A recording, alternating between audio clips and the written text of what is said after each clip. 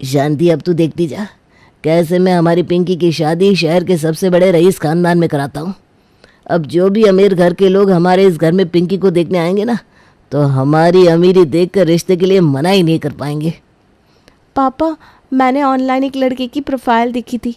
Profile तो उसकी बहुत अच्छी थी, अपना बिजनेस था, तो मैंने उससे बात भी की। आपको मेरे लिए जैसा घर चाहिए ना, वो बिल्कुल वैसा ही है। अगर वैसा ही है तो फिर बेटा उन्हें रिश्ते के लिए बुला ही ले। ये सब जितनी जल्दी निपट जाए उतना अच्छा है, वरना अगर 30 दिन के अंदर किसी अमीर घर में तेरा रिश्ता नहीं हुआ ना, तो हमें अगले महीने भी इस घर का भाड़ा भरना पड़ेगा। अरे डोंट वरी पापा, आप बिल्कुल भी टेंशन ना लो। मैंने उन लोगों को रिश्ते के लिए कल बुलाया है। आप देखना, हमारे घर में आते ही वो लोग इम्प्रेस हो जाएंगे, और उसके बाद तो मेरी ऐश ही ऐश, और मेरी ऐश तो फिर आप लोगों की भी ऐश ही ऐश। अगले दिन, अरे ओ भगवान, बेटी की शादी के लिए इतना पैसा लगाकर ये घर किराए पर लिया है ताकि हम लोग अमीर लग सके। उसके बाद भी तुमने ये गरीबों जैसी साड़ी पहन रखी है। वो जो तुम्हारे लिए साड़ी किराए पर लेकर आया था ना, वो पहन लो जाकर। तो आपको क्या लगता है लड़के वालों के सामने मैं ये साड़ी पहन कर आऊँगी? वो तो मैं घर की सफाई कर रही थी इसलिए पहनी थी। अभी तो नई साड़ी और नकली गहने भी पहनने हैं, बस गहनों की चमक से उन्हें असली नकली का पता न चल पाए। अरे कुछ नहीं पता चलेगा, और अगर उन्होंने कुछ बोला भी तो हम कह देंगे कि हम बाहर देश से ये गहने खरीद कर लाए थे, तो शायद आपको थोड़े अलग लग रहे हैं। जाओ अब जल्दी से तैयार हो जाओ, वो लोग आते ही होंगे। कुछ देर बाद लड़के वाले उनके घर आते हैं। घर के अंदर आते ही लड़के वालों के दिमाग में ये बात तो बैठ जाती है कि भाई लड़की वाले तो अच्छे खासे पैसे वाले हैं। बेटा, घर तो इन लोगों का भी हमारे घर की तरह अच्छा लग रहा है। लगता है लड़की ने जैसा बताया था ये लोग बिल्कुल वैसे ही है। आइए आइए आइए बेटा पिंकी, आओ सबके लिए चाय नाश्ता लेकर आओ। चाय नाश्ता आपकी बेटी लेकर आएगी? हमें तो लगा था आपके घर में नौकर चाकर काम करते होंगे। जी, घर में नौकर चाकर तो काम करते हैं, लेकिन आप हमारी बेटी को देखने आए हैं ना, तो ये हमारा फ़र्ज़ है कि आपको अपनी बेटी के हाथ का ही चाय नाश्ता कराएं। और ये तो हमारे यहाँ पर रिवाज है कि घर में जब भी कोई रिश्तेदार या मेहमान आता है तो खाना उनके लिए हम अपने हाथों से ही बनाते हैं। अरे वाह वाह वाह, आपकी ये बातें सुनकर तो मुझे लग रहा है आपने अपनी बेटी को बहुत ही अच्छे संस्कार दिए हैं। इंसान के पास भले ही कितना भी पैसा हो, लेकिन उसकी असली दौलत तो उसके संस्कारों से ही झलकती है। आपकी बेटी हमें बहुत पसंद आ गई। अगर आपको भी रिश्ता मंजूर हो तो रिश्ता पक्का कर देते हैं। अरे बिल्कुल भाई साहब, नेक काम में देरी कैसी। अगले महीने हमें बिजनेस के सिलसिले में अमेरिका जाना है, तो सोच रहे हैं कि इसी महीने शादी करा दे, वरना न जाने फिर कब समय मिल पाएगा। पिंकी का ये बनावटी अमीर मायका देखकर लड़के वालों को वो पसंद आ जाती है, और 30 दिन के अंदर अंदर सत्यवान उनके बेटे से अपनी बेटी की शादी करवा देता है। शादी के बाद, क्या ससुराल मिला है पिंकी तुझे, तेरी तो किस्मत ही चमक गई। वरना अगर अपनी सच्चाई दिखाकर मम्मी पापा मेरा रिश्ता करवाने जाते ना, तो झोपड़ी जैसा ससुराल मिलता मुझे।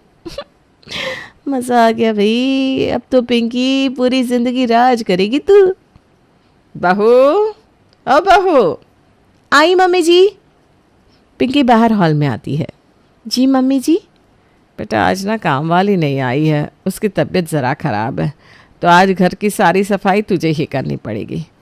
वैसे मैं अपनी बहू से घर की सफाई करवाना तो नहीं चाहती, लेकिन अगर घर गंदा रहेगा तो अच्छा भी तो नहीं लगेगा। तुम साफ़ कर लोगी ना बेटा? हाँ हाँ कर लूँगी ना मम्मी जी। अच्छा बेटा, तो घर साफ़ करके सारे गंदे कपड़े भी धो लेना, और हाँ, जब यहाँ सारा काम हो जाए तो बता देना, उसके बाद मैं तुम्हें बता दूँगी कि आज खाने में क्या बनाना है। जी मम्मी जी। पिंकी मुंह बनाकर घर की सफाई करने में लग जाती है। अभी तो ससुराल का पहला दिन है, और पहले दिन ही ये लोग मुझसे इस तरह घर का काम करवा रहे हैं। मैंने तो सोचा अमीर घर में शादी हो जाएगी तो इन सब चीज़ों से छुटकारा मिल जाएगा, लेकिन इतने अमीर घर में शादी होने के बाद भी मुझे ये सब करना पड़ रहा है। मुझे तो यही समझ में नहीं आता कि उनके इतने बड़े घर में क्या एक ही काम वाली है। इतने अमीर होकर बस एक ही मेड रखते हैं क्या? तो क्या फ़ायदा हुआ इतने अमीर होने का? अरे बहुत सारा जल्दी जल्दी हाथ चलाओ बेटा, इसके बाद तुम्हें कपड़े भी तो धोने हैं, और आज तुम्हारी पहली रसोई है तो तुम्हें खाना भी बनाना है। इतने धीरे धीरे काम करोगी तो कैसे होगा। कर रही हूँ मम्मी जी, कर रही हूँ, बस हो ही गया, कपड़े ही धोने जा रही हूँ। पूरे घर की सफाई करने के बाद पिंकी बाथरूम में कपड़े धोने के लिए जाती है। चलो शुक्र है कपड़े तो वॉशिंग मशीन में धुलेंगे, थोड़ी देर तो आराम मिलेगा मुझे।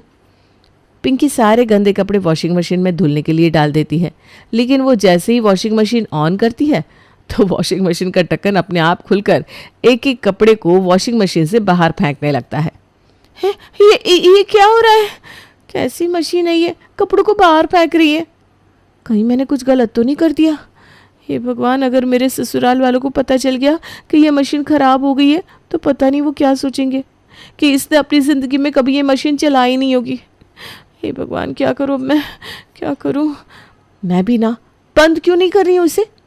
इतनी देर तक इतनी ज़ोर ज़ोर से आवाज़ की है इसने, पक्का मम्मी जी यहाँ पर पहुँचने वाली होगी।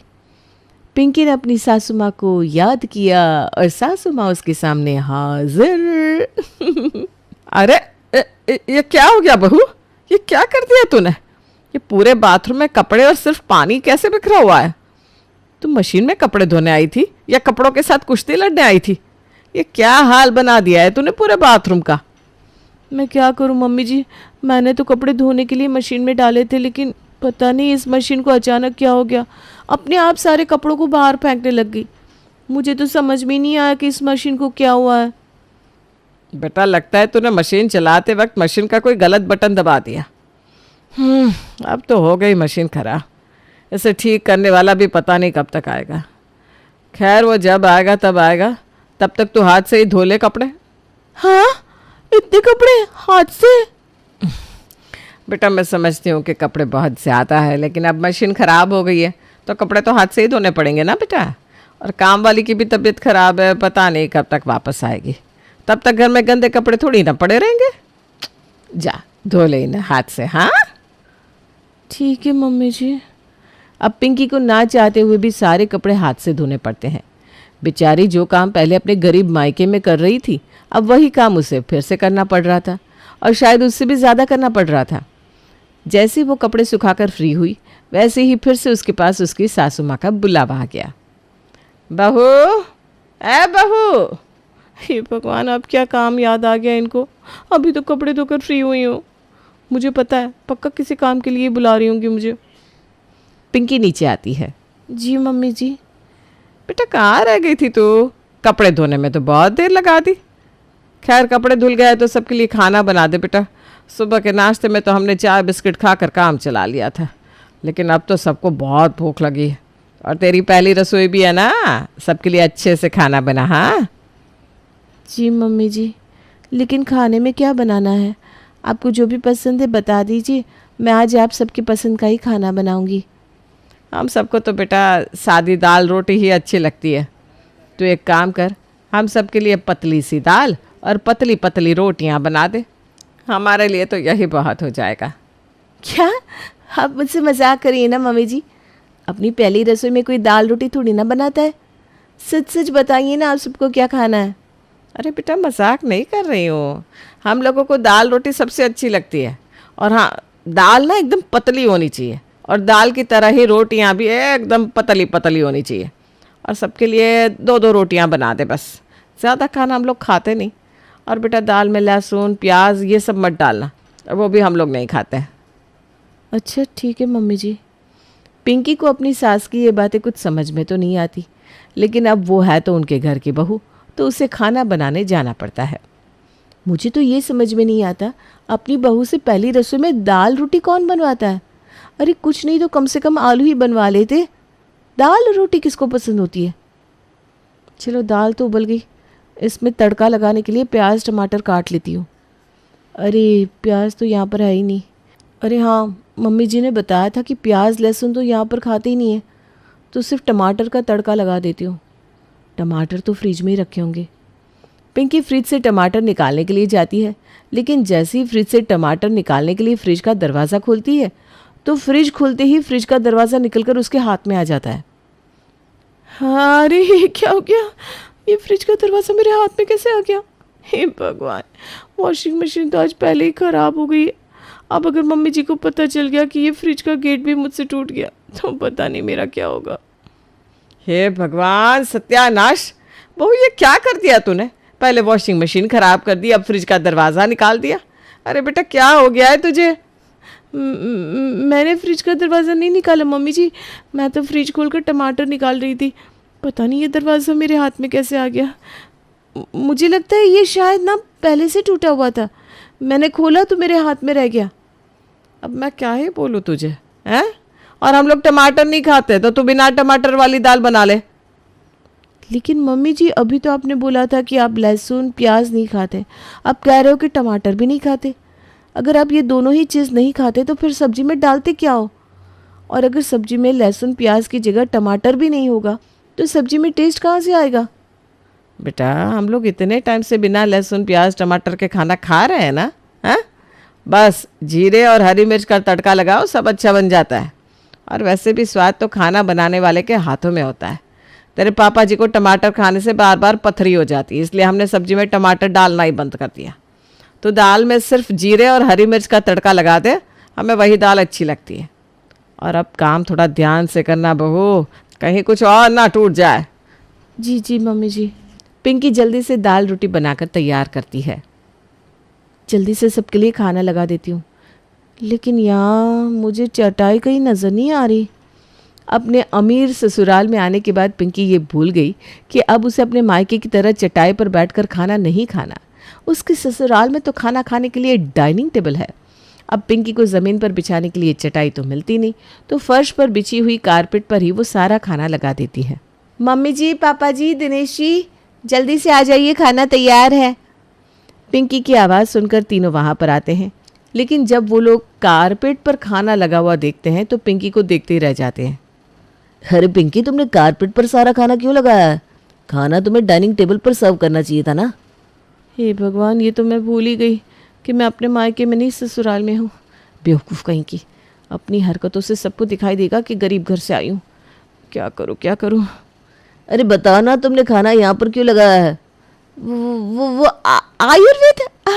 हाँ, आयुर्वेद में कहते हैं ना कि हमें हमेशा ज़मीन पर बैठकर भोजन करना चाहिए।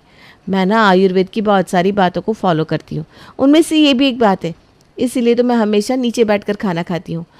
उस वजह से मैंने सबके लिए नीचे ही खाना लगा दिया। लेकिन अगर आप लोगों को डाइनिंग टेबल पर बैठकर खाना खाना है तो मैं डाइनिंग टेबल पर लगा देती हूँ। अरे नहीं नहीं बहू, नीचे ही ठीक है। हमने भी बहुत समय से नीचे बैठकर खाना नहीं खाया, तो आज तुम्हारे बहाने नीचे बैठकर खाना खा लेंगे।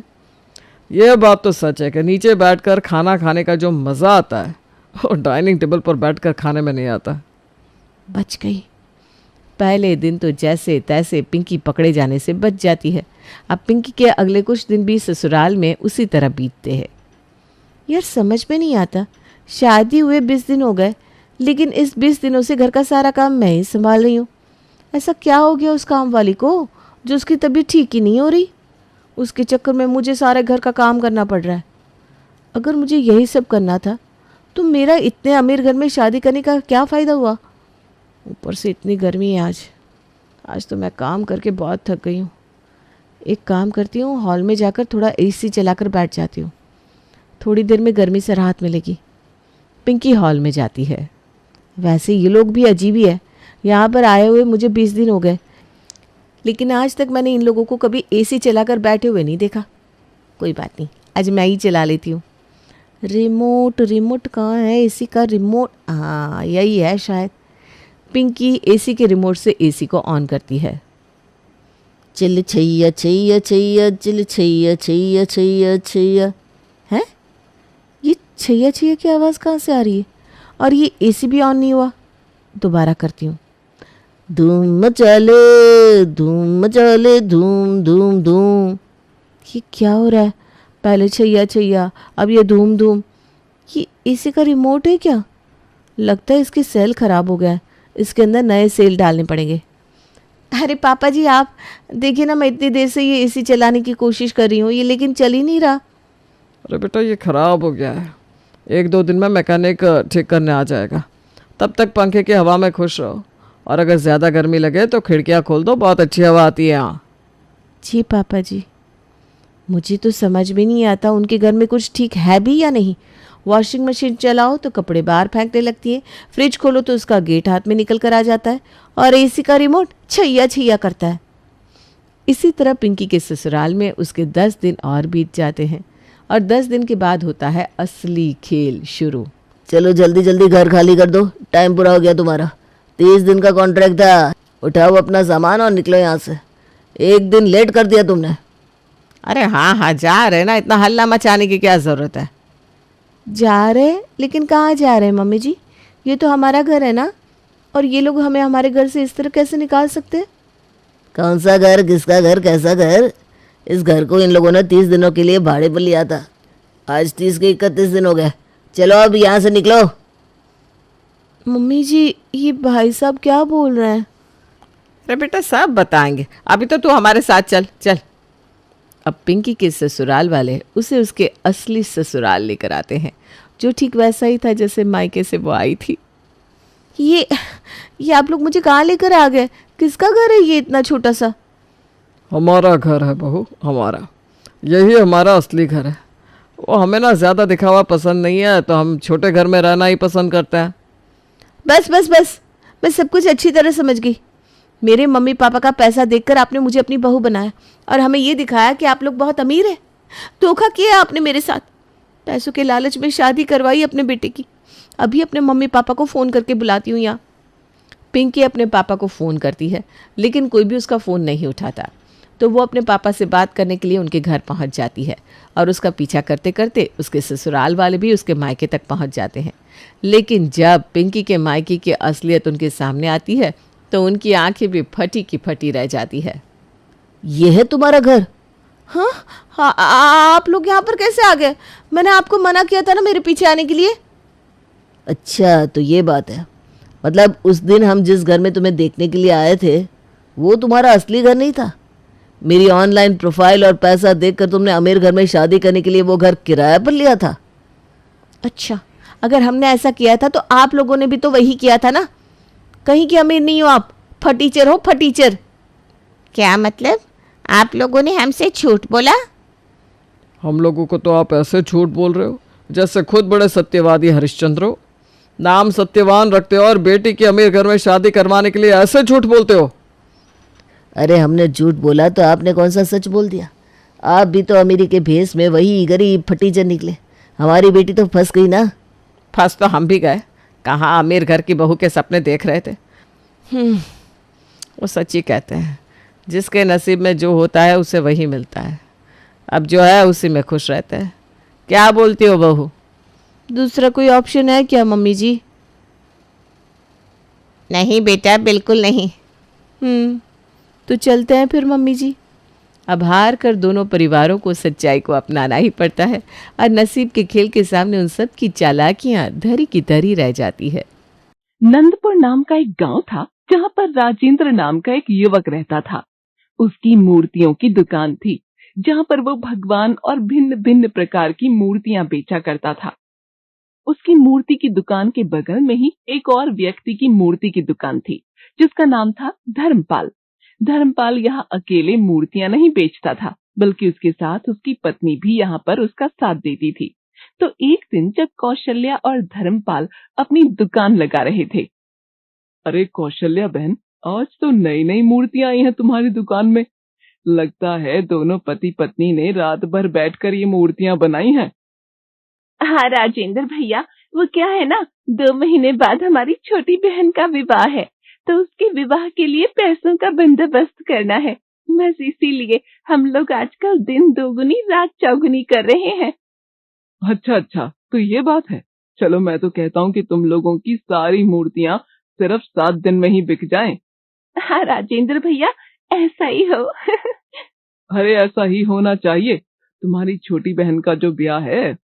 हाँ राजेंद्र भैया, बस आपकी दुआ है। अरे कौशल्या, वो वाली मूर्ति वहां नहीं, यहाँ लगानी है।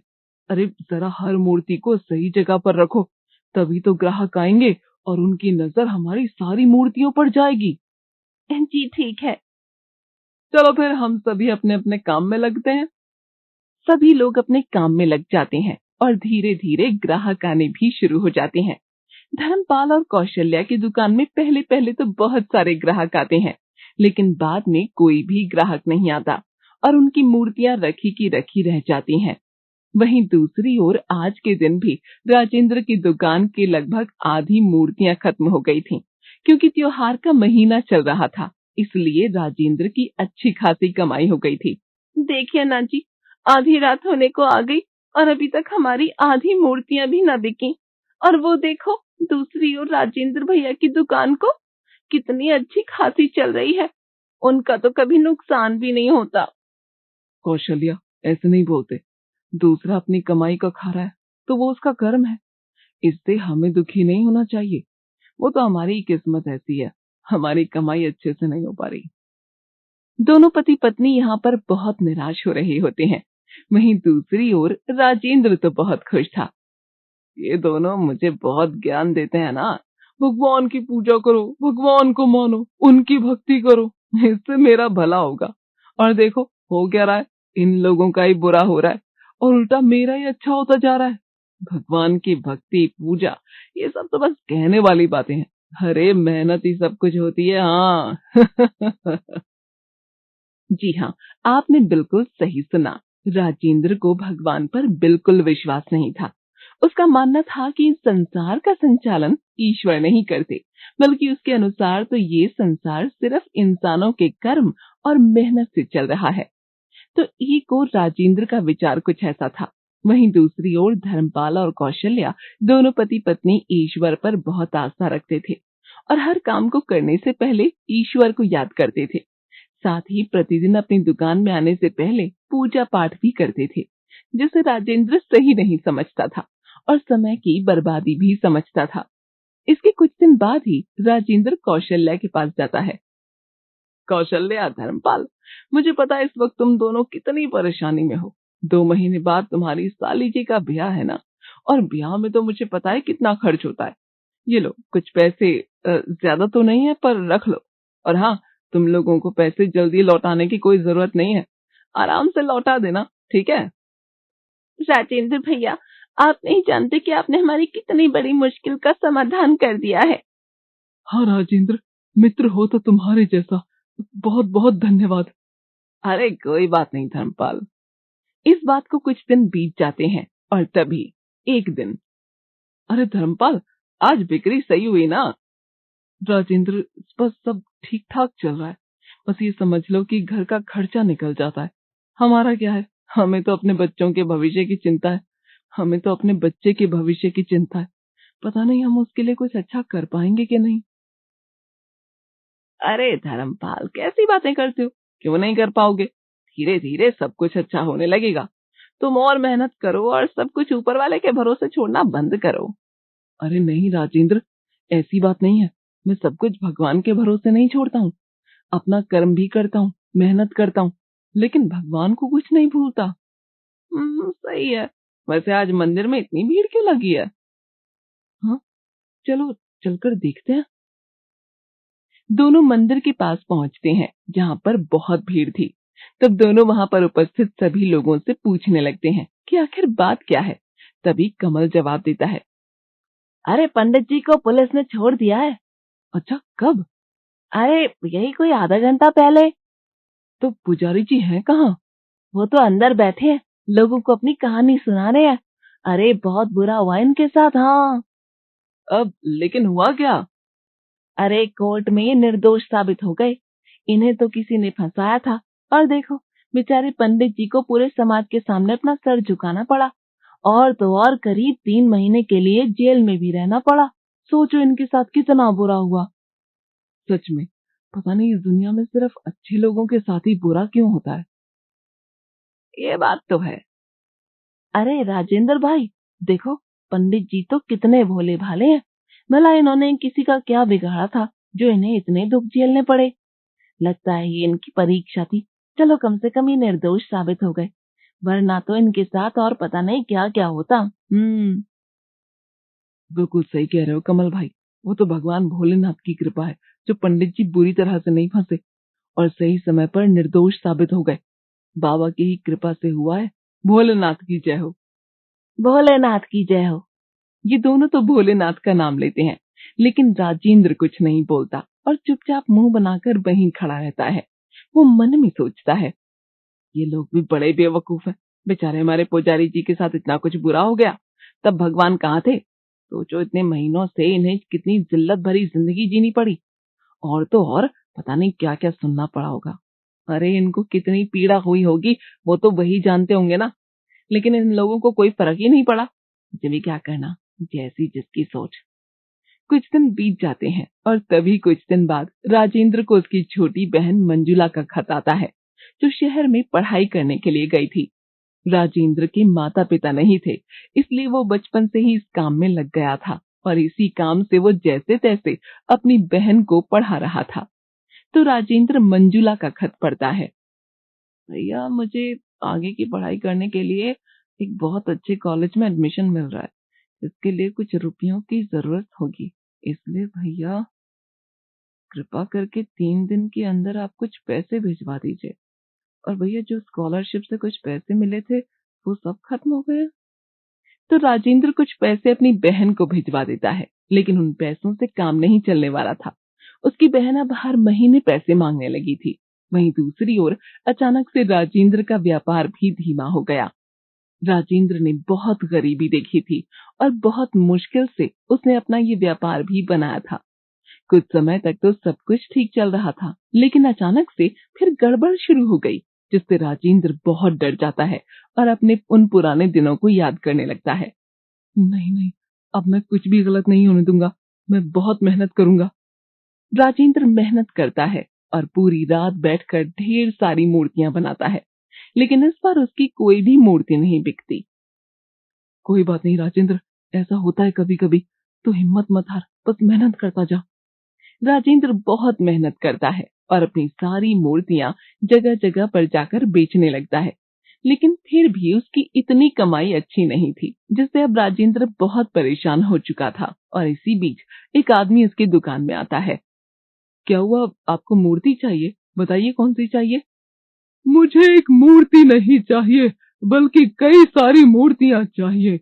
और वो क्या है ना, मेरे भाई की एक दुकान है और उसकी दुकान में अभी मूर्तियों की बहुत कमी है, तो मैंने सुना कि तुम बहुत अच्छी मूर्तियां बनाते हो, इसलिए मैं सीधा यहाँ चला आया। तो फिर आपने बहुत अच्छा किया। तो ऐसा करो, तुम मुझे इस मूर्ति के 11 पीस और उस मूर्ति के 15 और हाँ, मैं तुम्हें और मूर्तियों का भी ऑर्डर दे रहा हूँ। जी जी, आप बताइए आपको कितनी मूर्तियां चाहिए? आपको जितनी मूर्तियां चाहिए उतनी आपको मिल जाएंगी, बस आप ऑर्डर कीजिए। हाँ हाँ राजेंद्र, मुझे तुम्हारी इससे यही उम्मीद थी। तो ठीक है, वो वाली मूर्तियों को भी पैक कर दो। इस तरह राजेंद्र की दोस्ती उस व्यक्ति से हो जाती है और उसका व्यापार फिर से चल पड़ता है। अच्छा ये तो बताइए आप रहते कहाँ हैं? मैं 9 नंबर गली के आगे वाली कॉलोनी में रहता हूँ। अच्छा अच्छा। इसके बाद वो आदमी ऑर्डर देकर चला जाता है। अच्छा, तो ये साहब 9 नंबर की गली के आगे वाली कॉलोनी में रहते हैं? अरे मैं तो वहां 5 दिन पहले गया था अपनी मूर्तियों का प्रचार करने। ये सब मेरी मेहनत का कमाल है। अगर मैं उस दिन वहां ना जाता तो ये मालिक यहाँ ना आते। इसलिए बोलते हैं मेहनत करना जरूरी है। वहीं दूसरी ओर शाम के समय धर्मपाल और कौशल्या अपनी दुकान वहां से हटाने लगते हैं, क्योंकि उनकी दुकान तो बिल्कुल भी वैसी नहीं चल रही थी। ऊपर से उनके ऊपर कर्जा भी हो गया था, क्योंकि कौशल्या की छोटी बहन का विवाह अभी कुछ समय पहले ही हुआ था, जिसमें बहुत खर्चा हुआ था। ये तो इन दोनों के साथ बहुत बुरा हुआ। राजेंद्र उन दोनों के पास जाता है। राजेंद्र भैया, ये लीजिए आपके पैसे, आपने हमारी उस समय बहुत मदद की। हाँ राजेंद्र, अब हम चलते हैं। लेकिन तुम दोनों ऐसे ही सब कुछ छोड़कर जा रहे हो? क्या करें राजेंद्र भैया, जाना तो नहीं चाहते पर जाना तो पड़ेगा ना। वो लोग बात कर ही रहे थे कि तभी अचानक से एक आदमी आ जाता है, जिसके बाएं हाथ में चोट लगी थी। वो उन दोनों को कुछ खाने के लिए मांगता है, लेकिन तभी राजेंद्र की दुकान में ग्राहक आ जाते हैं। वो उस गरीब आदमी को छोड़कर दुकान में चला जाता है। अरे देखो तो, इस आदमी के हाथ में चोट लगी है। ये लो भैया, ये कुछ पैसे रख लो, कुछ खा लो हाँ, और अपना इलाज भी करवा लो। तो अब राजेंद्र की जिंदगी में सब कुछ ठीक चल रहा था, लेकिन फिर से अचानक राजेंद्र की दुकान ठप पड़ जाती है और इसी बीच उसकी छोटी बहन मंजुला उसके पास आ जाती है और वो इससे माफी मांगती है। वो उसे बताती है कि उसके पैसों से कोई पढ़ाई नहीं कर रही थी, बल्कि मौज मस्ती कर रही थी। साथ ही मंजुला को अपनी गलती का एहसास हो गया था और वो अब भगवान को मानने लगी थी। भैया, आपकी वजह से मैं ईश्वर पर विश्वास नहीं करती थी, लेकिन अब मैं समझ गई हूँ कि भगवान होते हैं, वही होते हैं जो हमें सही रास्ता दिखाते हैं। अरे बहना, इस वक्त हमारी हालत कितनी भी बेकार हो गई है। देखो, अगर भगवान वाकई में होते ना तो वो हमारी मदद जरूर करते, बार बार हमें गरीबी के दलदल में ना भेजते। भैया, ऐसा नहीं है, हो सकता है हमारी ही कोई गलती हो जिसकी सजा हमें मिल रही हो।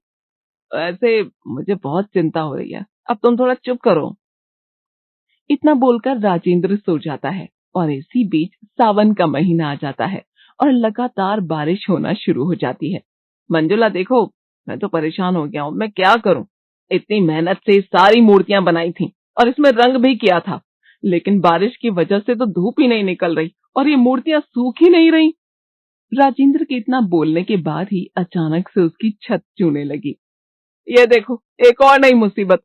हमारे इस घर को बने हुए सिर्फ 3 साल हुए हैं और अभी से छत टपकना शुरू हो गई है। पता नहीं ये सब क्या हो रहा है, सब उल्टा पुल्टा हो रहा है। भैया, हिम्मत रखिए, भगवान सब कुछ ठीक करेंगे। फिर वही बात, अच्छा अब इन मूर्तियों को यहाँ से हटाने में मेरी मदद करो। जल्दी से इन मूर्तियों को दूसरे कमरे में रख देते हैं, वरना यहाँ तो सारी मूर्तियां खराब हो जाएंगी। राजेंद्र जैसे ही अपनी बात बोलकर खत्म करता है, वैसे ही तेज बारिश हो जाती है, जिसकी वजह से उसकी बहुत सारी मूर्तियां भीग जाती हैं। बस इसी चीज की कमी थी, वो भी पूरी हो गई। इसके बाद राजेंद्र को जो भी मूर्तियां बची थीं, वो उन मूर्तियों को दूसरे कमरे में सुरक्षित रख देता है। इसके कुछ दिन बाद राजेंद्र कुछ मूर्तियों को बेचने के लिए अपना ठेला लेकर बाजार जाता है, लेकिन उसकी मूर्तियां ज्यादा नहीं बिकती। अब क्या होगा? इस बार तो मूर्तियां लेने के लिए मैंने कर्ज भी ले रखा है। अब मैं वो कर्ज कैसे चुकाऊंगा? इस बार जो कमाई हुई है उसमें तो सिर्फ आधा महीना ही चल पाएगा। अब आगे खर्च चलाने के लिए मैं क्या करूं? राजेंद्र इस समय बहुत परेशानियों का सामना कर रहा था। उसे लगता था कि मेहनत करने से सब कुछ मिल जाता है, लेकिन अब तो उसे कुछ भी नहीं मिल रहा था। वहीं उसे रास्ते में मंदिर दिखता है जहां पूजा हो रही थी और तभी लोग आरती कर रहे थे। इसे देख राजेंद्र का गुस्सा फूट पड़ा।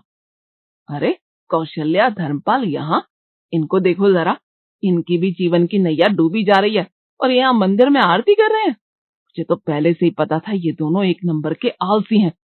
सोचो, मेरा तो ये हाल हो रहा है, इनका क्या हाल होगा? राजेंद्र उन दोनों को मन ही मन ऐसा बोलकर आगे निकल जाता है। तभी अचानक से उसके सर में बहुत तेज दर्द होने लगता है। दर्द इतना तेज था कि वो सर पकड़कर वहीं बैठ जाता है। ओह ओह! देखते ही देखते उसे बेहोशी आ जाती है और वो वहीं पर बेहोश हो जाता है। बदकिस्मती से उसके आसपास कोई नहीं था। फिर क्या, बारिश का महीना चल रहा था, इसलिए अचानक से तेज बारिश शुरू हो जाती है और उसके ठेले की सारी मूर्तियां भीग कर गल जाती हैं। वहीं जब उसे होश आता है तो नहीं नहीं नहीं नहीं नहीं, ऐसा नहीं हो सकता। राजेंद्र निराश होकर अपने ठेले को लेकर घर पहुंचता है तो देखता है कि घर में भी पूरा पानी भर गया है, क्योंकि उसका घर सड़क से बहुत नीचे था, जिसके कारण सिर्फ उसे ही ये समस्या हो रही थी। भैया, सुबह से सिर्फ एक छोटी ही मूर्ति बिकी है, बारिश होने के कारण कोई भी नहीं आ रहा। मुझे मालूम था मंजुला, यही होने वाला है, क्योंकि अभी कुछ भी ठीक नहीं चल रहा। और भैया, घर में तो पूरा पानी भर गया है, अब हम लोग कैसे रहेंगे? कोई बात नहीं मंजुला, रो मत तू।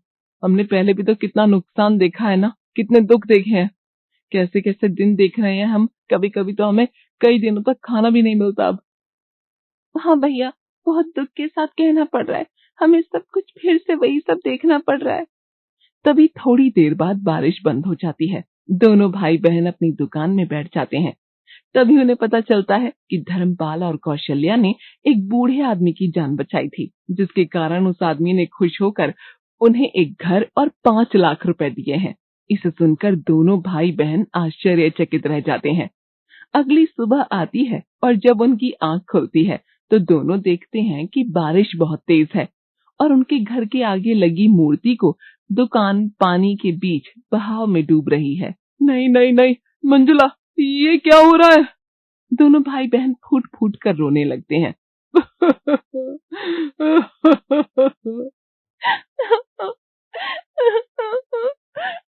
लेकिन बारिश की गति बहुत तेज थी, जिसके कारण आसपास के लोग उनके घर के पास नहीं आ पा रहे थे, बस उन्हें देख रहे थे।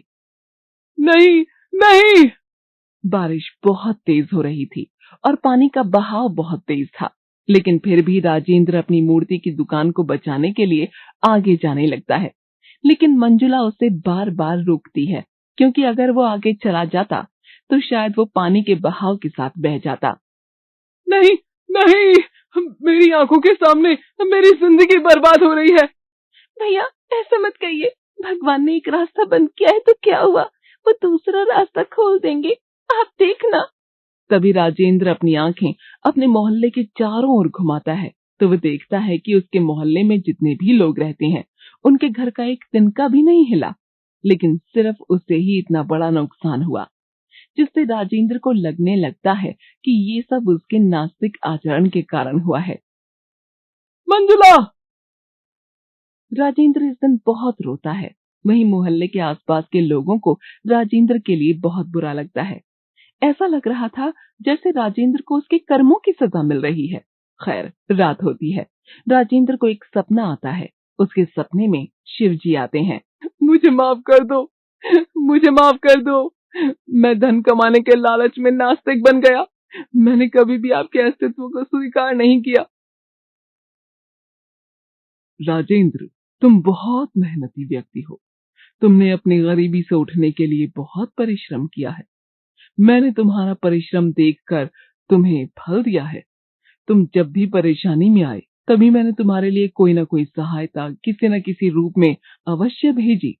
इसलिए भी क्योंकि तुम्हारे पिछले जन्म के कर्म बहुत अच्छे थे, अतः तुम्हारे साथ जो कुछ भी पहले अच्छा हो रहा था वो सब तुम्हारे पिछले कर्मों का भी फल था।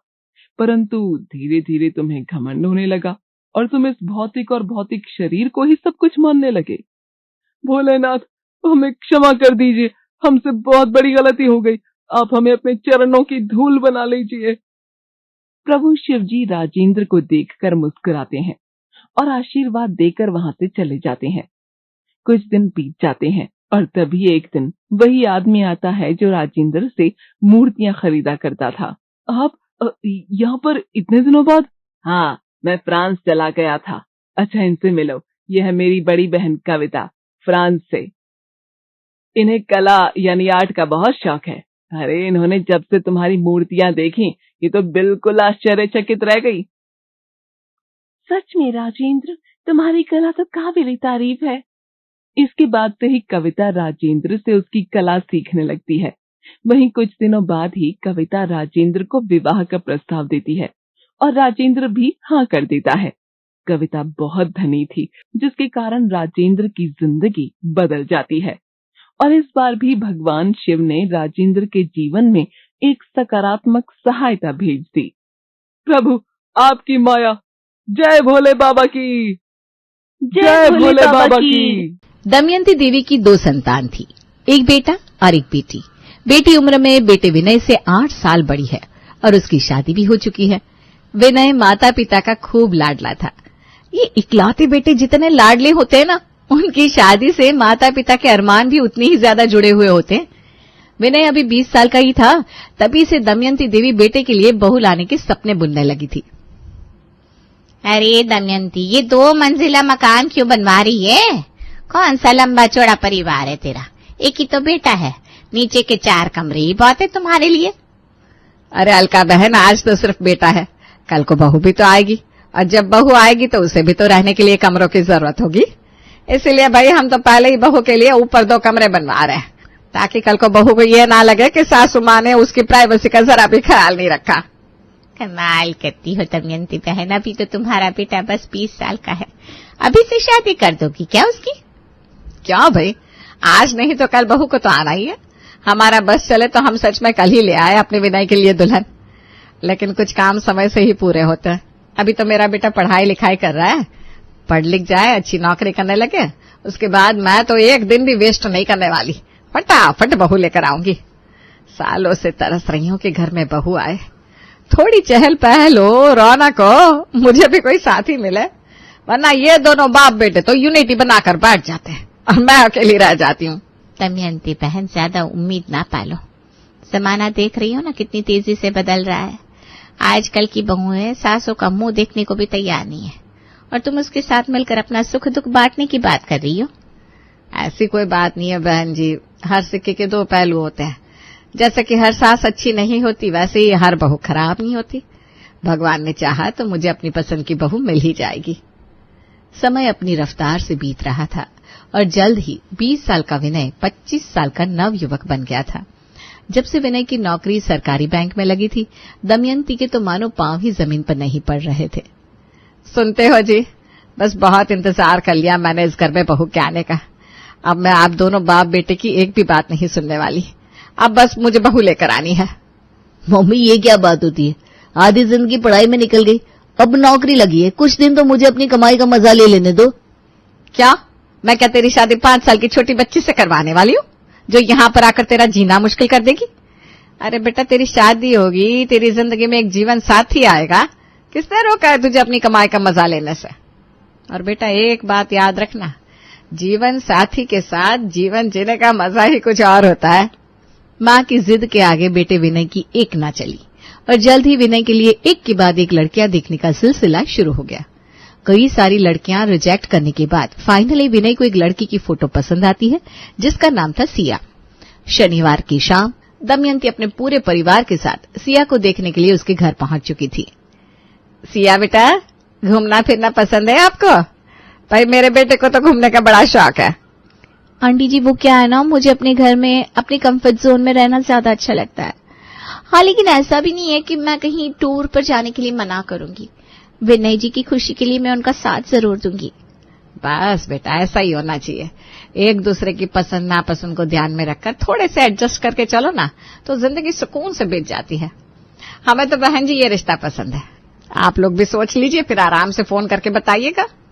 जल्दी ही सिया की तरफ से भी हाँ का जवाब आ जाता है और फिर सिया और विनय की धूमधाम से शादी हो जाती है। शादी के बाद विनय बेटा, क्या बात है, देख रही हूँ बहू का चेहरा हमेशा कुछ मुरझाया सा रहता है। कुछ परेशानी है क्या तुम दोनों के बीच में? नहीं माँ, ऐसे तो कोई बात नहीं है, हम दोनों के बीच में तो सब ठीक चल रहा है आपके आशीर्वाद से। बेटा, तुझे नहीं लगता कि बहू के चेहरे पर वो खुशी, वो चमक नहीं दिखाई देती जो नई नवेली दुल्हन के चेहरे पर दिखाई देनी चाहिए? आप क्यों चिंता करती हो माँ, अभी नई शादी है, थोड़ा टाइम तो लगेगा ना उसे यहाँ एडजस्ट होने में। हो सकता है अपने घर की याद आ रही है, आप बिना बात ही चिंता कर रही हैं। नहीं बेटा, मैं उन सासों में से नहीं हूँ कि बहू को ससुराल लाने के बाद उनके हाल पर छोड़कर अपने घमंड में चूर हो जाए। जैसे तू मेरा बेटा है, वैसे ही वो मेरी बहू है। अगर मेरा फर्ज तेरे प्रति है तो उसके लिए भी तो मेरा कुछ फर्ज बनता है कि नहीं? तू एक बार उससे पूछ कर देख, हो सकता है तुझे अपने मन की बात बता दे। ठीक है मम्मी, अगर आपको ऐसा लगता है मुझे पूछना चाहिए तो मैं जानने की कोशिश करता हूँ। सिया, क्या बात है, तुम्हें यहाँ किसी बात की तकलीफ है क्या? नहीं नहीं, आप ऐसे क्यों कह रहे हैं? मुझे यहाँ पर किसी बात की तकलीफ नहीं है। तो फिर तुम्हारा चेहरा थोड़ा मुरझाया हुआ सा क्यों नजर आता है? माँ भी कह रही थी कि तुम्हारे चेहरे पर नई नवेली दुल्हन वाली चमक नहीं दिखाई देती। वो क्या है ना, मुझे इस रूम में अभी कंफर्टेबल नहीं लग रहा है। ऐसा नहीं है कि मैं कोशिश नहीं कर रही हूँ, मैं तो अपनी तरफ से पूरी कोशिश में लगी हुई हूँ कि यहाँ के हिसाब से ढल जाऊं, लेकिन दिमाग है कि ये बात मानने को तैयार ही नहीं है कि मैं अपना कमरा छोड़कर यहाँ आ गई हूँ। अब जानते हो विनय, मुझे अपने कमरे से इतना अटैचमेंट था ना कि उसे छोड़कर मेरा कहीं जाने को दिल ही नहीं करता था। मैं समझ सकता हूँ, आसान नहीं होता अपना घर छोड़कर एक नए घर में आकर उसे रातों रात अपना मान लेना। कोई बात नहीं, तुम्हें समय चाहिए, तुम ले सकती हो, टेक योर टाइम, जल्दबाजी जैसी कोई बात नहीं है। हाँ, अगर मैं तुम्हारी कुछ मदद कर सकूं तो जरूर बताना। ठीक है विनय, अगर ऐसा कुछ होगा तो बताऊंगी। 3 दिन बाद विनय, आप उस दिन कह रहे थे ना मुझे कंफर्टेबल फील कराने के लिए आप कुछ करना चाहते हो। अगर वाकई आप मेरे लिए कुछ करना चाहते हो तो क्या मैं अपने रूम को वैसे रिनोवेट कर सकती हूँ जैसा मेरा मायके में था? ऐसा करने से मुझे बार बार अपने मायके की याद नहीं आएगी, मुझे घर जैसी फीलिंग आएगी, तो मन भी इस घर को जल्दी एक्सेप्ट कर लेगा। समझ रहे हो ना मैं क्या कहना चाहती हूँ? हाँ बिल्कुल समझ रहा हूँ। ठीक है, मैं मम्मी से एक बार बात कर लेता हूँ, उसके बाद तुम्हें बताता हूँ। मम्मी, ऐसा नहीं है कि सिया को हमारे यहाँ के इंटीरियर से या बाकी चीजों से कोई प्रॉब्लम है, लेकिन आप समझ रहे हो ना, अभी उसे हर छोटी बड़ी बात पर अपने मायके की याद आती है। और आपको पता है वो अपने कमरे से कुछ ज्यादा ही अटैच थी। उसके कमरे की दीवारें, डेकोरेशन, पर्दे, सब कुछ उसकी पसंद का था, और यहाँ सब कुछ एकदम से बदल गया, इसलिए एडजस्ट करने में उसे थोड़ी सी प्रॉब्लम आ रही है। वो चाहती है कि अगर आपको बुरा ना लगे तो वो यहाँ पर भी अपने मायके की तरफ पर्दे, दीवारें, डेकोरेशन वगैरह चेंज कर ले। अरे बेटा, उसका कमरा उसी का कमरा है, उसे वो जैसे मन करे वैसे सजा ले, हमें उससे क्या एतराज हो सकता है भला। और बेटा, होता है, अपने घर की ना आदत हो जाती है, दुनिया के किसी भी कोने में चले जाओ, दिमाग अपने घर को ही ढूंढता रहता है। सास की तरफ से परमिशन मिलते ही सिया ने अपने कमरे के पर्दे, दीवारों का रंग, साज, सजावट सब बदलवाकर बिल्कुल अपने मायके जैसा करवा दिया था। एक बार सिया को मनमानी करने का अवसर क्या मिला, अब तो उसकी झिझक ही खत्म हो गई थी। मम्मी जी, नाश्ते में क्या बनेगा? बेटा, नाश्ते में तो तुम्हारे पापा जी कुछ हल्का फुल्का खाते हैं, तुम ऐसा करो पोहे बना लो। क्या माँ जी, नाश्ते में पोहा कौन खाता है? आपको पता है मेरे मायके में तो नाश्ते में रोज पराठे ही बनते थे, टेस्टी टेस्टी क्रिस्पी पराठे, खा के ना मूड बढ़िया हो जाता है। सास की तरफ से परमिशन मिलते ही सिया ने अपने कमरे के पर्दे, दीवारों का रंग, साज, सजावट सब बदलवाकर बिल्कुल अपने मायके जैसा करवा दिया था। नाश्ता ही तो करना है, जैसे पोहे से करते थे वैसे पराठे से कर लिया करेंगे, कोई चिंता की बात नहीं है बेटा। तुझे पराठे खाने की आदत है ना, तो पराठे ही बना लिया कर। ठीक है माँ जी। एक बात बताइए, आपने कभी सोचा नहीं कि अब आपको नया गैस चूल्हा ले लेना चाहिए? देखिए ना, आजकल कौन ऐसा स्टील वाला गैस चूल्हा इस्तेमाल करता है? आपको पता है मेरे मायके में तो 4 चूल्हे वाला इतना खूबसूरत सा ग्लास वाला गैस चूल्हा है, शीशे की तरह चमकता है, किचन की क्लास ही चेंज हो जाती है। मैं हमारे किचन के लिए भी ले आऊं? आपको पता है मैं किचन में आती हूँ ना तो मुझे ऐसा लगता है पता नहीं मैं कहाँ आ गई, वो घर वाली फीलिंग ही नहीं आती स्टील के चूल्हे पर मुझे। बेटा, अगर तुझे 4 चूल्हे वाले गैस पर काम करने की आदत है तो कोई बात नहीं, वही मंगवा ले। इस वाले चूल्हे को उठवाकर स्टोर रूम में रख दूंगी। ठीक है, मैं बोल देती हूँ विनय से, शाम को ऑफिस से थोड़ा जल्दी आएंगे, फिर हम लोग साथ में जाकर खरीदारी कर लेंगे। हालांकि सास दमयंती ने सिया को सिर्फ उसके कमरे को उसकी पसंद के अनुसार बदलने की परमिशन दी थी, लेकिन सिया तो जैसे अब रुकने का नाम ही नहीं ले रही थी। मम्मी जी, कैसे सोफे रखे हुए हैं हमारे हॉल में, जरा सा भी कंफर्टेबल फील नहीं होता उनके ऊपर बैठकर। आपको पता है मुझे खाली टाइम में बुक्स पढ़ने का बहुत शौक है, लेकिन मैं बिस्तर पर लेटकर किताबें पढ़ना पसंद नहीं करती।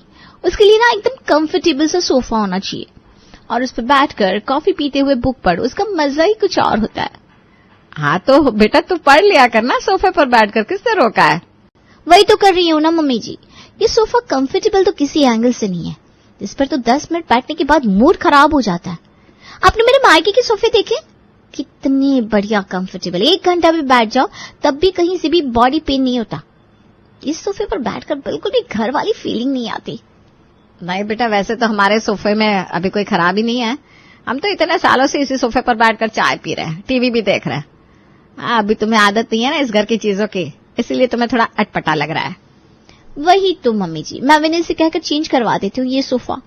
दिमाग में बार बार मेरे मायके वाला सोफा आने लगता है, और उसका रीजन यही है कि यहाँ के हॉल का लुक मेरी आंखों में सेट ही नहीं हो पा रहा है। ससुराल में अगर अपने घर वाली फीलिंग ना आए तो सुकून और मेंटल पीस कहाँ मिलेगा? हाँ, ठीक है ना मैंने माँ जी? हमने तो शुरू से ही कहा बेटा कि ससुराल को तू ससुराल मत समझ, अपना मायका ही समझना। जैसे तू अपने मायके में रहती थी यहाँ भी वैसे ही रह बेटा, कोई फॉर्मेलिटी करने की जरूरत नहीं है। तुझे कंफर्टेबल फील हो उसके लिए मैंने तुझे पूरी छूट दे रखी है। तुझे जो पहनना हो पहन, जैसे रहना हो वैसे रह। ससुराल कोई जेल थोड़ी ना होता है कि बहू को घर वाली फीलिंग ना आए। बहू को कंफर्टेबल फील कराने के लिए दमयंती और उसके पति ने उसे किसी तरह के बंधन में नहीं रख रखा था। मायके की तरह उसे अपनी जिंदगी खुलकर जीने की पूरी आजादी दे रखी थी। बेटा, पल्लवी आ रही है आज, पूरे 6 महीने बाद मायके आ रही है मेरी बेटी। आज बड़ी खुश हूं मैं। 2 दिन बाद पल्लवी घर आ गई थी, लेकिन सिया को जैसे ननद के घर आने से कोई फर्क नहीं पड़ा था। वो तो पहले की तरह 9 बजे तक अपने कमरे से सज सवर कर निकलती, सास के हाथ का बनाया हुआ चाय नाश्ता करने के बाद छुट्टे मुट्टे काम निपटाती और फिर अपने मैगजीन के पन्ने पलटने लगती। 2 दिन बाद, मम्मी जी मैं अपने मायके होकर आती हूँ, मम्मी की बहुत याद आ रही है। लेकिन बेटा यहाँ पल्लवी आई हुई है, तुम कैसे जाओगे? हमने तो फैमिली ट्रिप प्लान किया है ना। यहाँ पल्लवी दीदी के साथ आप लोग टाइम स्पेंड करिए ना मम्मी जी, बल्कि आप लोग हो आइए ना ट्रिप पर।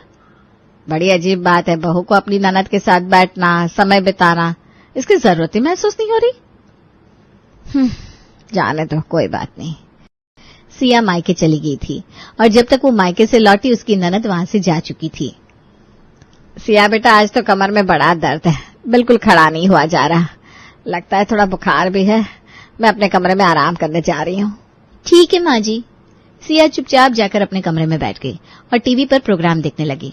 ना तो उसने सास से खाने के बारे में पूछा, ना ही दवाइयां लेने के लिए कहा। एक बार सास के कमरे में जाकर वो उनका हाल चाल तक नहीं लेकर आई।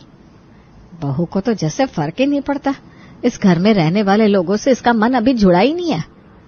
खैर क्या कर सकते हैं, हमने तो बहू को बेटी बनाने में कोई कसर नहीं छोड़ी, लेकिन सब कहने की बातें हैं।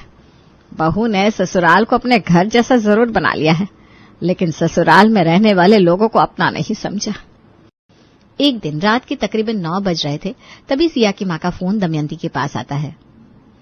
सिया का फोन नहीं लग रहा, अब जरा उससे बात करवा देंगी? बहन जी वो तो घर में है नहीं, वो दरअसल अपनी सहेलियों से मिलने के लिए गई थी, अभी तक लौट के आई नहीं। क्या कहा आपने? रात के 9 बज रहे हैं, अभी तक घर नहीं लौटी? अभी 3 दिन पहले भी तो अपनी सहेली से मिलने के लिए गई थी ना वो। हाँ बहन जी, बच्ची है, गई होगी अपनी सहेलियों से मिलने। और दामाद जी वो भी साथ में गए हैं क्या? अरे नहीं बहन जी, वो तो ऑफिशियल टूर पर शहर से बाहर गया हुआ है। बिल्कुल हद कर रखी है इस लड़की ने। दामाद जी शहर में नहीं है और इतनी रात तक पता नहीं कहाँ घूम रही है अपनी सहेलियों के साथ। ससुराल में रहने के कोई नियम कानून होते हैं कि नहीं? आप कुछ कहती क्यों नहीं उससे? अगर अभी मायके में होती ना तो कान खींचकर सीधा कर देती मैं उसे। आपको एक बात बताऊं, हमारे यहाँ उसकी हिम्मत नहीं थी 7 बजे के बाद घर से बाहर घूमने की। हमने टाइम लिमिट दे रखी थी, चाहे जहां भी रहो 7 बजे तक अपने घर में लौट कर आना है। और आपने उसे इतनी छूट दे रखी है कि 9-9 बजे तक फोन ऑफ करके घर से बाहर घूम रही, और फोन करके घर में एक बार बताया तक नहीं कि वो कब लौटेगी। बहन जी अब मैं तो सास हूँ, अब मैं उसे रोकूंगी टोकूंगी तो फिर वही बात हो जाएगी ना कि सास तानाशाही चला रही है। ऐसे कैसे सोच लिया बहन जी आपने? अगर सिया ससुराल को मायका बना सकती है तो मायके में तो माँ ही मिलती है ना। माँ तो कान खींचकर टोकेगी भी और गलती करने पर 2 थप्पड़ भी लगाएगी, ऐसी होती है ना माँ। आपने भी तो अपने बेटे को ऐसे ही बड़ा किया होगा। अगर आप बहू के लिए ससुराल को मायका बना सकती हैं तो आपको अब सख्त मिजाज की माँ बनना पड़ेगा, वरना ये बिगड़ेल बच्चे हाथ से निकल जाएंगे आपके। आप समझ रही है ना मैं क्या कहना चाह रही हूँ? अगले दिन सुबह 7 बजे, सिया बेटा उठो, सुबह हो गई है, ये कोई समय है सोने का? समय से उठकर नहा धोकर बाहर आओ। सिया को सास का ऐसे उसे सुबह उठने के लिए कहना थोड़ा अजीब लग रहा था, फिर भी सास के जगाने पर सिया नहा धोकर कुछ देर में हॉल में आती है। चाय बन गई क्या? मेरी चाय रखी है ना आपने? नहीं, मैंने चाय नहीं बनाई, आज से चाय तुम बनाओगी। जीवन भर माँ ही बनाकर खिलाती रहेगी तो तुम कब सीखोगी बेटा? बस बहुत कर लिया मैंने, अब सुबह उठकर चाय नाश्ता बनाना अब तुम बनाओगी, और जो काम तुम्हें नहीं आता उसे सिखाने की जिम्मेदारी मेरी। माँ अपनी बेटी को नहीं सिखाएगी तो और कौन सिखाएगा? ठीक कहा ना बेटा? कुछ देर बाद जब सिया का पति नाश्ते के लिए आता है तब सिया उससे कहती है, देख रहे हो आप, आ गई तुम्हारी मम्मी अपने सास वाले अवतार में। आज तो सवेरे सवेरे 7 बजे उठा दिया उन्होंने मुझे। अभी तक तो चाय नाश्ता बना बनाया मिल जाता था मुझे, लेकिन आज माँ जी ने दिखा दिया कि ससुराल में खुद ही सब करना पड़ता है, वरना कोई 1 गिलास पानी भी नहीं पूछेगा। एक बात बताओ सिया, तुम्हारे मायके में क्या सारा काम मम्मी जी ही करती थी? तुम उनकी किसी काम में मदद नहीं करती थी क्या? मम्मी जी से बात हुई है मेरी, उन्होंने बताया कि वो तो सुबह 6:30 बजे ही सबको बिस्तर से उठाकर बिठा देती है। सुबह का चाय नाश्ता बनाने की जिम्मेदारी तो तुम्हारी थी, और यहाँ तुम 9 से पहले सोकर उठती ही नहीं हो। मेरी माँ तुम्हें सास बनकर नहीं दिखा रही है, बल्कि वो तो माँ की तरह तुम्हें सही ढंग से रहना सिखा रही है। तुम्हें ही तो मायके जैसा ससुराल चाहिए था ना। मायके में माँ भी तो होती है जो गलती करने पर डांट लगाए और उसे सुधारने के लिए सही तरीका भी बताए। अगले दिन माँ जी, मैं अपनी सहेली से मिलने के लिए जा रही थी, रात को लौटने में थोड़ी देर हो जाएगी। बेटा, सहेली से मिलने जाना है तो बिल्कुल जाओ, लेकिन 7 बजे से पहले घर आ जाना। देर रात तक घर से बाहर घूमने की परमिशन ना मैंने अपनी पल्लवी को दी थी और ना मैं तुम्हें दूंगी। मम्मी, मेरी आंखों पर चढ़ा हुआ पर्दा उतर गया है। गलत फहमी थी मेरी कि मेरा ससुराल बिल्कुल मेरे मायके जैसा है। अरे शादी को 3 महीने पूरे हुए नहीं, मेरी सास ने रंग दिखाने शुरू कर दिए। सुबह उठने से लेकर रात के सोने तक पूरा टाइम टेबल बना दिया उन्होंने। कभी बेडशीट बदलवाती है, कभी डस्टिंग कराती है, सहेलियों से मिलने तक जाने नहीं देती। मैंने गलती कर दी मम्मा इस घर में शादी करके। बहन जी जो कर रही है ना, बिल्कुल ठीक कर रही है। बल्कि उनकी जगह अगर मैं होती तो पता नहीं तेरा क्या करती। याद है ना मैं कैसे तेरे कान पकड़कर तुझसे तेरे कमरे की सफाई करवाती थी। मम्मी, कहीं ये सारी टिप्स आपने तो नहीं दी मेरी सासू माँ को? बिल्कुल सही समझा बेटा, मैंने ही तेरी सासू माँ को एहसास दिलाया कि जब तू ससुराल को मायका बना सकती है तो वो सास का चोला पहनकर कब तक बैठी रहेंगी। उन्हें भी तो तेरी माँ बनकर कान खींचकर सुधारना चाहिए ना तुम्हें। बचने का अब कोई रास्ता नहीं था। माँ, पति और सास सब एक हो चुके थे। अंत में उसे समझ में आ जाता है कि ससुराल को मायका बनाने के लिए ससुराल में रह रहे लोगों के साथ दिल से रिश्ता बनाना होता है, सिर्फ पर्दे बदल लेने से कुछ नहीं होता।